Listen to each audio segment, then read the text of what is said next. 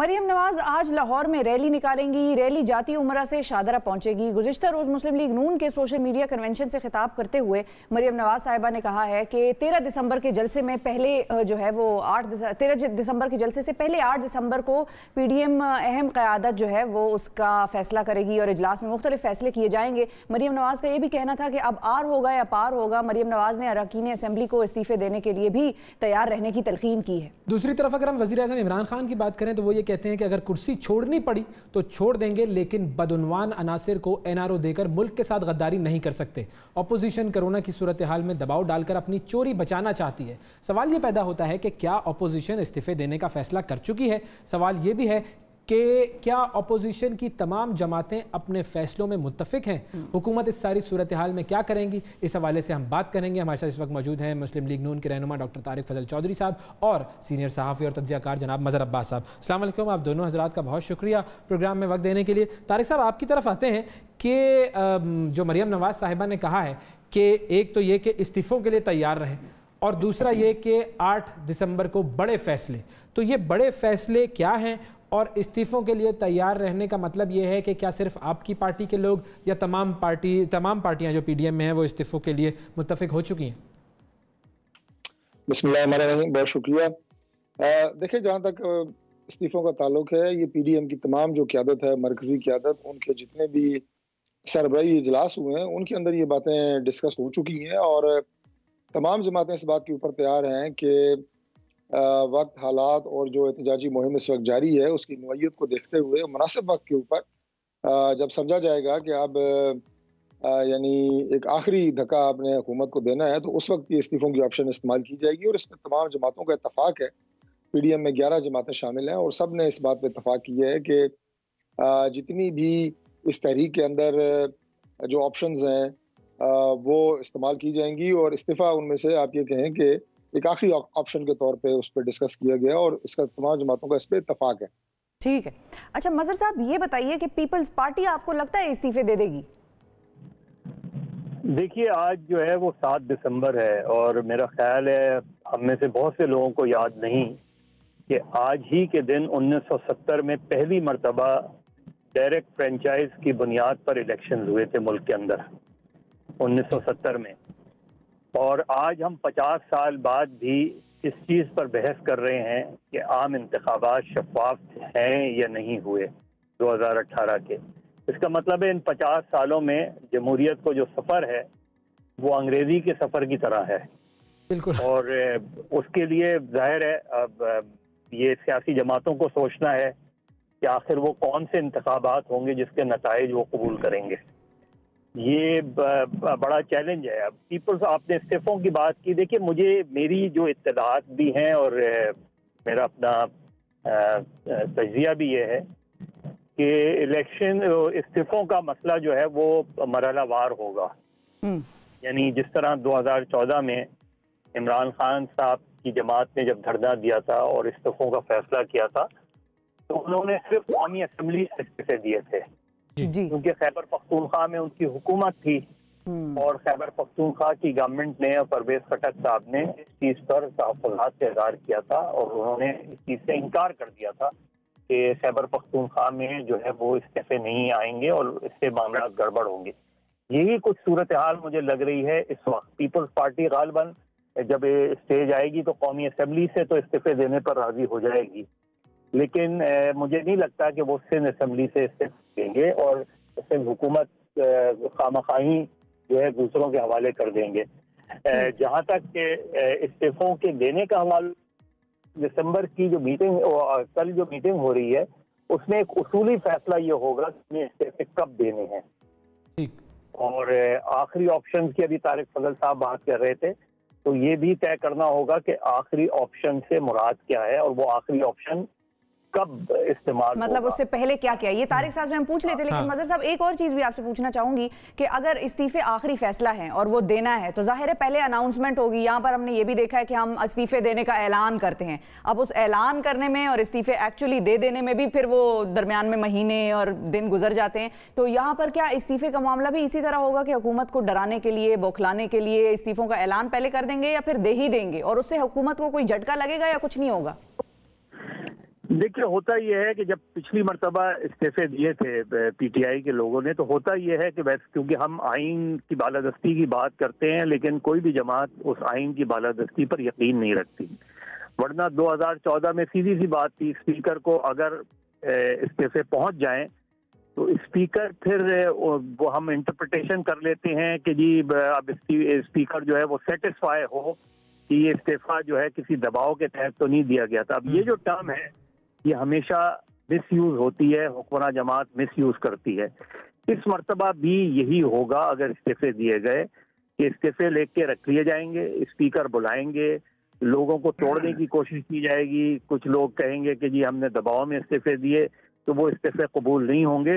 इसलिए इस्तीफे का ऑप्शन जो है वो बहुत प्रैक्टिकल नहीं है। या तो एन ब्लॉक रेजिग्नेशन दें और असेंबलियों से बाहर आ जाएं और फिर तहरीक को, तो वो मुझे उस तरह की तहरीक ये लगती नहीं है।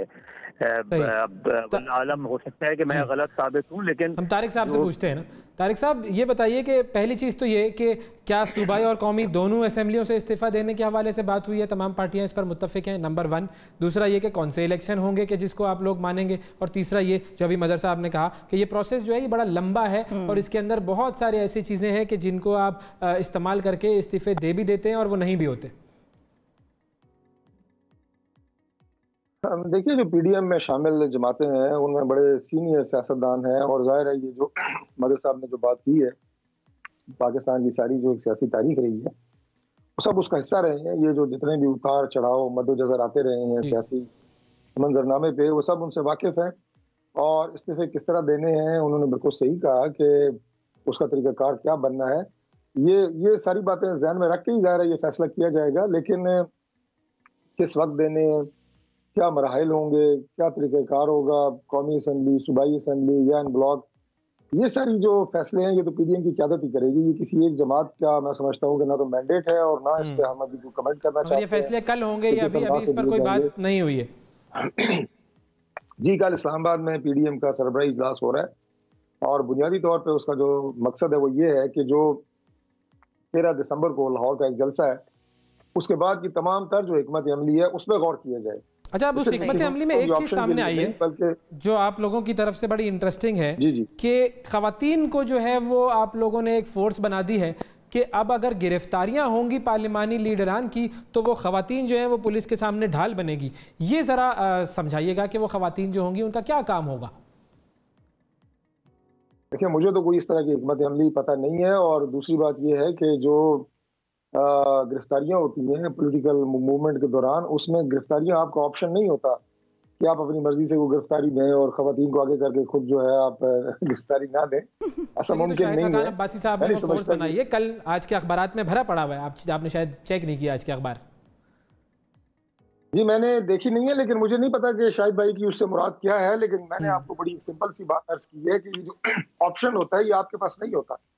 अगर पुलिस ने मुझे लेकिन पुलिस अगर आ रही है तो आप खवातीन को आगे कर देते हैं तो पुलिस के लिए जो है वो जरा एक बैकफुट पे चले जाती है ना पुलिस, क्योंकि खवातीन को अगर वो हटाएंगे और उनके ऊपर कोई एक डंडा भी चल गया तो फिर लोग उनके ऊपर, पुलिस के ऊपर और हुक्मरानों के ऊपर बहुत लान तान करेंगे। देखिए, ये जो अवामी इज्तिमात होते हैं, अब मैंने अर्ज की है कि चूंकि मुझे नहीं पता इस पूरी बात का, जो शायद शाहिद भाई ने जो बात की है, अवामी जो इज्तिमात होते हैं।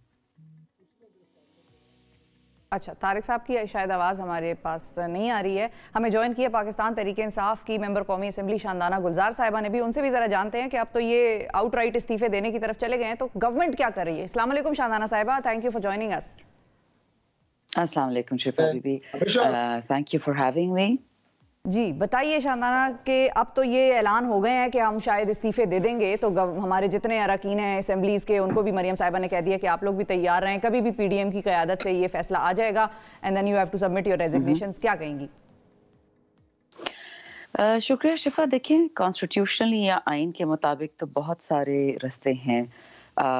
एक जो इस वक्त प्रॉब्लम आ रहा है वो है कोरोना का, एंड डिपेंड्स कि कहाँ कहाँ इस्तीफे होंगे। अगर सिर्फ फेडरल लेवल पे होंगे तो क्या ये हो सकता है कि सूबाई असेंबलियाँ खड़ी रहीं अपनी जगह, और अगर ये पॉसिबल है कि 4 सूबों में खड़ी रहें और फेडरेशन में ना हो, अगर कोई ये कॉन्स्टिट्यूशनल शिक निकाल भी लेते हैं कि नहीं जी ये हो सकता है, तो इसको मैनेज कौन करेगा? ये किसको ट्रस्ट करते हैं, क्योंकि इलेक्शंस रिजल्ट के बेसिस पे ट्रस्ट नहीं होती, ट्रस्ट आपकी इदारों में, इंस्टीट्यूशंस में होती है। तो जो ईसीपी पीडीएम के मेंबर्स को जितवा दे तो वो इलेक्शन सही है, और जो इलेक्शन कमीशन गैर पीडीएम को जितवा दे, और माजरत के साथ ये पीडीएम है भी नहीं। मोहसिन दवड़, आप उनकी सियासत से 1000 लड़ाई कर लें, आप पीटीएम के मशहूर से लड़ रहे हैं, मैं उनसे लड़ती हूँ, मैं एक पठान के हैसियत से मेरे इश्यूज हैं अली वजीर साहब से, मोहसिन दवड़ से, लेकिन जो वाहिद उनमें चीज़ है जो पीडीएम के किसी लीडर में नहीं है कि वो कुर्बानियां दे के आगे आए हैं। ना बिलावल भुट्टो साहब ने कुर्बानी जानी है, ना उनकी सीवी में कुछ ऐसी कुर्बानी है, ना कोई ऐसी कॉन्स्टिट्यूशनल मार्का है, ना मरियम साहिबा, लेकिन वालदा और उनके नाना तक तो कुर्बान हो गए, और क्या कुर्बानियां चाहेंगे? नहीं, वालदा की अपने को देखें, बादशाह खान ने जो पाकिस्तान के लिए कुर्बानी दी कि उन्होंने सॉलिटरी कन्फाइनमेंट में 65 साल गुजारे, और उनको रिपीटेडली हुकूमत पाकिस्तान ने भी मिसअंडरस्टैंड किया, वो अहमद वली की कुर्बानियां नहीं है। नाम लगाने से, वो कहते हैं ना, लहू लगाने से कोई शहीदों में शामिल नहीं हो सकता। जो बादशाह खान की कुर्बानियां हैं, जो मोहतरमा बीबी शहीद की कुर्बानियां हैं, उसके बलबूते पर आप किसी को प्राइम मिनिस्टर की चेयर तोहफे में नहीं दे सकते। लेकिन चंदना साहिबा, उनकी पीडीएम एक रजिस्टर्ड इलेक्शन कमीशन के पास जमात नहीं है, इसलिए ये था एक प्रिंसिपल स्टांस पीडीएम का, उनको बाहर रखने का। इससे नहीं, कोई ये प्रिंसिपल स्टांस नहीं था। इनका प्रिंसिपल स्टांस गुजरावाला में कहा था, कराची में कहा था। माजरत के साथ, जो बच्चे किसी वालिद के साथ, किसी वालदा के साथ, किसी बड़े नाम के साथ, किसी पैसे के साथ नहीं आते, उसको पीडीएम नजरअंदाज कर देती है। मैं शिफा, अब ये बातें मैं सुन रही थी और बहुत ठंडे दिल से, आप मुझे ये बताएं, मेरे और आपके वालिद अगर प्राइम मिनिस्टर होते, इसका मतलब ये है कि मैंने और आपने कुर्बानियां दी हैं।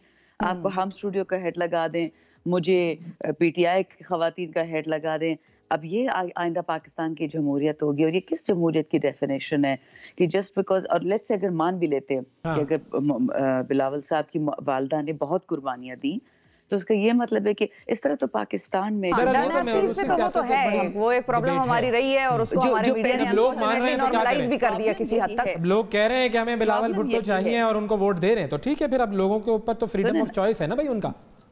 बिल्कुल फ्रीडम ऑफ चॉइस की ही मैं बात कर रही हूँ। मैं सिर्फ अगर कंप्लीट कर लूँ कि पाकिस्तान में तकरीबन 35,000 से 70,000 कैजुअलिटीज हुई हैं द वॉर ऑन टेरर, अमवात हुई हैं, शहादतें हुई हैं। वो शहादतें नहीं थी, वो सब कुर्बानी है। बिल्कुल सही कह रही हैं आप। अच्छा, मजहर साहब की तरफ जाएंगे जरा, आपको मैं रोकूंगा कथा कलामी, माजरत उसकी। मजहर साहब, एक तो ये कि आप कल जो मरियम साहिबा कह रही हैं कि बड़े फैसले होने हैं, और उन बड़े फैसलों के हवाले से आप क्या कहते हैं कि वो बड़े फैसले क्या होंगे, किस तरह के फैसले होंगे? जी आ रही है। तो यही हो सकता है ना कि आप दो तीन ऑप्शन उनके पेश नज़र हैं। एक तो जिस तरह शुरू में हमने बात की इस्तीफों का ऑप्शन, इस्तीफों के ऑप्शन में जो पीडीएम सबसे बड़ी प्रॉब्लम मुझे नजर आती है बड़ी जमातों में, वो ट्रस्ट डेफिसिट है। और ट्रस्ट डेफिसिट इस चीज का है कि अगर मैंने इस्तीफे दे दिए तो मेरे इस्तीफे शायद कबूल कर लिए जाएं, उनके इस्तीफे कबूल कर लिए जाएं। दूसरी बात यही है कि हमें पहले ये कंसिडर करेंगे कि पहले मरहले में इस्तीफे जो है वो कौमी असम्बली से दिए जाएं, फिर आगे देखा जाए। कल मेरा ख्याल है 13 के जलसे में इस्तीफों की डेडलाइन तो हो सकती है, लेकिन मुझे नहीं लगता कि 13 तारीख के जलसे में ये तय होगा कि 13 तारीख को हम इस्तीफे दे दें, क्योंकि आप अपना लास्ट ऑप्शन जो है, क्योंकि अभी आपने धरना नहीं दिया, अभी आपने मार्च नहीं किया, तो लास्ट ऑप्शन आप पहले इस्तेमाल नहीं करते कभी भी। दूसरी बात जो हमारी अभी पीटीआई की जो कुलीग हैं वो कह रही थी, मैं उनसे एग्री करता हूँ, प्रिंसिपली बात ठीक है कि जी आपकी अपनी स्ट्रगल है। देखिए, बेनज़ीर जुल्फ़िकार अली भुट्टो की बेटी जरूर है थी, लेकिन बेनज़ीर की अपनी बहुत तवील स्ट्रगल रही है। मेरा ख्याल है भुट्टो साहब से ज्यादा तवील स्ट्रगल रही है बेनज़ीर की, अगर हम लड़ाई की बात करें, जद्दोजहद की बात करें। सबसे बड़ा प्रॉब्लम है, और जो पीटीआई में भी आ गया है, वो पार्टी के अंदर डेमोक्रेसीज का ना होना। और आप देख लें कि इमरान खान की कोई खानदानी लेगेसी नहीं है, लेकिन 24 साल से इमरान खान पार्टी के चेयरमैन हैं और ताहयात रहेंगे वो। तो जब तक इस ट्रेंड को हम तब्दील नहीं करेंगे, और इसमें कोई रॉकेट साइंस नहीं है, बहुत सिंपल सी चीज है, और ये हम सिर्फ सियासतदानों को ब्लेम नहीं कर सकते। हमने अपनी जर्नलिस्ट यूनियंस में देखा है, ट्रेड यूनियंस में देखा है कि हम बस इस जो ओहदा है उससे हटकर काम करने को तैयार नहीं होते कि मेरा ओहदा है और उसके बाद मैं मैनूवरिंग करता हूं कि मेरा ओहदा बरकरार रहे। जब तक ये ट्रेंड हम नहीं चेंज करेंगे, पाकिस्तान में मजबूत जमहूरियत कभी भी नहीं आ सकती। बिल्कुल तारिक साहब, आपकी तरफ आते हैं। ये बात मरियम औरंगजेब साहिबा ने कही कि अब बात जो है वो आगे बढ़ चुकी है, गल वध गई है वाली जो बात होती है ना, वो उन्होंने कही है कि अब जलसों से आगे निकल गई है बात, अब इस्तीफे पर आ गई है। तो क्या ऐसा है कि कोई वापसी की गुंजाइश नहीं है, और अब अगर मुज़ाकरात की कोई दावत भी हो, कोई बातचीत की कोई दावत भी हो, कोई टेबल पर बैठने की बात हो, तो नहीं जी अब तो कुछ नहीं हो सकता? देखिए, जहां तक इस बात का ताल्लुक है कि मौजूदा जो हुकूमत है इसके साथ बराह रास्त मुज़ाकरात, तो मैं नहीं समझता। पिछले 2-2.5 साल से जो हुकूमत का रवैया है वो आपके सामने है। पार्लियामान के अंदर अभी जो आवाज से मैं पहचान सका हूँ, मेरे ख्याल है शानदाना साहिबा जो है वो बात कर रही है पीटीआई की। वाह वाह, क्या आपकी आवाज की पहचान है जी, क्या जबरदस्त पहचाना आपने। जी, मैं अर्ज कर रहा हूँ कि मैंने इनके जो अंदाजे गुफ्तगू है उससे पहचाना, आवाज से भी यकीनन।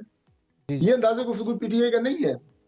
ये जो पार्लियामान के अंदर पीटीआई की जबान इस्तेमाल की जाती है, शानदाना गुलजार जैसे कितने एमएनएज हैं जिन्हें असेंबली के अंदर गुफ्तगू की इजाजत है? बिल्कुल भी नहीं है। 3-4 लोग हैं जिनका काम है सिर्फ गालियां देना। जो गालियां ना दे सके पीटीआई का मेंबर, वो बात नहीं कर सकता। वो टीवी शीवी पे आ जाते हैं कभी कभी, लेकिन वो तो हर जगह होते हैं ना। मतलब आपके ख्वाजा आसिफ साहब ने, राना सनाउल्लाह साहब ने क्या क्या बातें नहीं की, इसको छोड़ें कि क्या बात करने का तरीका है क्या नहीं। बात ये है कि अब आप लोगों के पास क्या कोई मतलब हुकूमत की बात आप लोग नहीं सुनेंगे मुज़ाकरात पर, तो कौन सी ऐसी फोरम है जहां से आपके पास मुज़ाकरात की बात आए तो आप मान लेंगे उसको कि चलो ठीक है बैठकर बात करते हैं? मैंने बुनियादी तौर पर यह जिक्र इसलिए किया कि अगर हुकूमत संजीदा होती है किसी मामले को हल करने में, अगर हुकूमत संजीदा होती है मुज़ाकरात करने में, तो पिछला जितना अरसा गुजरा है इसमें आपको उनका मैंने तर्ज अमल हुकूमत का सिर्फ याद कराया है। बाकी मुस्तकबिल की जो बात है, देखें अभी जो बात की शहबाज साहब ने, उन्होंने कहा कि ग्रैंड डायलॉग, ग्रेट डिबेट। अब मैं समझता हूँ कि पाकिस्तान का, जैसे अभी बात मदर साहब ने की, बिल्कुल सही कहा कि दुनिया में वो तमाम कौमें जो हमसे बहुत पीछे थी वो आगे चली गई। हमारी आज भी मौजूद गुफ्तगू 50 साल के बाद भी वही है। 50 साल पहले के अगर आप प्रोग्राम सर, इसका सवाल तो उनसे होगा ना जो हुकूमत में रहे हैं, चाहे वो मिलिट्री दौर हो या चाहे वो आप लोगों का जमहूरी दौर हो, वो तो सवाल उनसे होगा कि इलेक्टोरल प्रोसेस को क्यों नहीं इस तरह शफाफ बनाया गया कि सारे ही उस पर मुत्तफिक हो जाएं कि भाई धांधली नहीं हुई है, जो आया है मेरिट पे आया है, मैंडेट लेके आया है। ये सिर्फ इलेक्टोरल प्रोसेस की बात नहीं है, ये हमारे कौमी रवैये की बात है, ये हमारा एक तरीक़ेकार की बात है। हम उस तरफ जा ही नहीं पा रहे। इसलिए मैंने कहा कि ग्रैंड डिबेट की जरूरत है। इसमें पार्लियामान के लोग बैठे हैं, इसमें जुडिशरी के लोग बैठे हैं, इसमें फौज के लोग बैठे हैं, इसमें आपके मीडिया के लोग बैठे हैं, इसमें आपके वो कौन इनिशिएट करेगा? तो आप लोग मान जाएंगे कि आओ बैठते हैं, कौन इनिशिएट करे? वो अमेरिका बोले, फौज बोले, कौन बोले कि आप लोग कहेंगे हाँ ठीक है आ जाओ बैठते हैं? नहीं, कौन? मैंने आपको बता दिया है जी कि अभी ग्रैंड डिबेट की जरूरत है। वो कौन कहेगा? मैं यही तो कह रहा हूँ, जरूरत है। इन्विटेशन कौन देगा, कौन ऐलान करेगा आज ग्रैंड डिबेट होनी है? वो कौन होगा? मैं ये नहीं कह रहा कि कल पीडीएम की मीटिंग के बाद वो अपना ग्रैंड डिबेट शुरू हो सकती है, कैसे होगी, कब होगी, लेकिन मैंने आपको ये बताया है कि इसका हल अब यही है। सारे स्टेक होल्डर्स मतलब साहब, ये हो सकती है ग्रैंड डिबेट, और कौन करवा सकता है?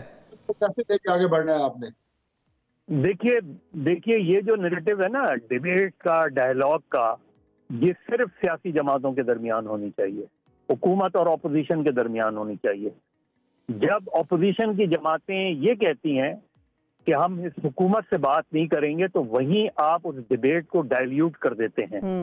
क्योंकि एक तरफ आप मौक़िफ़ इख्तियार करते हैं सिविलियन बालादस्ती की, और दूसरी तरफ तो जिनके बारे में आप ये तनकीद करते हैं उन्हीं से आप डायलॉग भी करना चाहते हैं। आपको किसी हुकूमत को, कोई हुकूमत आपको पसंद हो या ना हो, कोई वजीर आज़म आपको अच्छा लगे ना लगे, लेकिन जिस पार्लियामेंट में आप खुद बैठे हैं उस पार्लियामेंट के कायदे ऐवान से गुफ्तगू क्यों नहीं हो सकती, उस हुकूमत से गुफ्तगू क्यों नहीं हो सकती? जब तक सियासी जमातें अपना ये रवैया तब्दील नहीं करेंगी और देखेंगी हमेशा उस तरफ जिनसे आपको इतराज होता है, जिन पर आप इल्जाम लगाते हैं पॉलिटिक्स, तो कभी भी आप मसले को हल नहीं कर पाएंगे। आप जितने चाहे डिबेट कर लें, आप जितनी चाहे डायलॉग कर लें, लेकिन जब तक सियासी जमातें अपना रवैया, और इसमें हुकूमत के रवैये की भी है कि इमरान खान हर चीज को एनआरओ से जोड़ देते हैं। भाई आपको किसने कहा है कि एनआरओ पे आप नहीं बात करें? आप ठीक है, डायलॉग होता है तो बहुत से पॉइंट ऐसे होते हैं जिस पे आप गुफ्तगू करते हैं, बहुत से ऐसे पॉइंट होते हैं जिसपे आप एग्रीमेंट नहीं करते। तो फवाद चौधरी साहब भी ये कहते हैं कि मिडिल ग्राउंड निकालें। शानाना साहिबा, योर फाइनल कमेंट कि अब क्या आप लोगों की तरफ से आने वाले दिनों में कोई किसी किस्म की दावत, कोई डायलॉग का इनिशिएट हो सकता है? एनआरओ के अलावा किसी सब्जेक्ट पे हो सकता है? दरमियान में कोई ग्राउंड मौजूद है? शिफा, अगर मुझे इजाजत देंगी तो मैं खुल के जरा बात करना चाहूंगी। 3 पॉइंट से 1 पॉइंट नहीं है। कंक्लूडिंग ये है, पहली बात, जब हमारी नई नई हुकूमत आई, नेशनल असेंबली का जो स्टाफ है ना, वो भी हमें ये कहता था, भड़के मारता था कि आप फिक्र ना करें, आपकी हुकूमत जल्द जाने वाली है, हम लोग भाइयों से बात कर रहे हैं। जब आपको नेशनल असेंबली का ग्रेड 17 का अफसर ये कहता है ना, आप समझ जाएं कि किस लेवल की करप्शन पॉलिटिकल पार्टीज में और पॉलिटिकल निज़ाम में आ चुकी है। कि आपको 17 ग्रेड का अफसर ये कहता है कि फिक्र ना करें, भाइयों से बात करें, यानी कि इस्टेब्लिशमेंट से। अच्छा, दूसरी बात, जब आप नेशनल असेंबली में या प्रोविंशियल असेंबलीज में या पार्टी की लीडरशिप में अपने बच्चों को बिठा दें, that is no longer democracy to me. I am sorry, ये कोई हाइब्रिड वर्जन है जिसमें सिर्फ मेरे बच्चे ही इस मुल्क के लीडर्स हो सकते हैं और ना राना तनवीर बन सकता है, ना नवीद कमर बन सकता है। वो कोई जमहूरियत नहीं है। ये पीडीएम की बात नहीं है। इसका फंडामेंटल फ्लॉ पीडीएम का ये है कि वो जमहूरियत के लिए नहीं निकले, वो अपनी फैमिली के लिए निकले, और इसलिए पीडीएम फेल होगी। तीसरी बात, आखिरी बात, कि ये सेनेट के इलेक्शंस को स्कटल करने के लिए था, ये कोरोना से बचने के लिए नहीं था, ये गुर्बत को खत्म करने के लिए नहीं था। आप लोग करेंगे क्या फाइनली? दुखी दिल से कह रही हूँ, देखें, जो होना है वो तो होगा। अगर ऑपोजिशन चाहती है कि पाकिस्तान उस तरीके से चले जिस पे एक डेमोक्रेसी चलती है, रस्ते इनके पास सारे खुले, ये आके बैठ के बात करे। अगर आपका जब हमारा धरना था, कंटेनर वाला धरना, उसमें भी शाह महमूद साहब, सिवाय खान साहब के सारे लोग मिलते थे सागदार साहब से। अब ball is in their court. Government initiate करती थी या वो कंटेनर वाले लोग इनिशिएट करते थे? देखिए बॉटम लाइन इज दिस, जिसको बादशाहत चाहिए वो तो नहीं मिलेगी। वो कहते हैं ना, माइनस इमरान खान तो कोई फॉर्मूला हो ही नहीं सकता, उसके अलावा सारी बात हो। ठीक है, बिल्कुल ठीक है, आप लोगों की बात आ गई। तमाम मेहमानों का बहुत शुक्रिया अदा करें।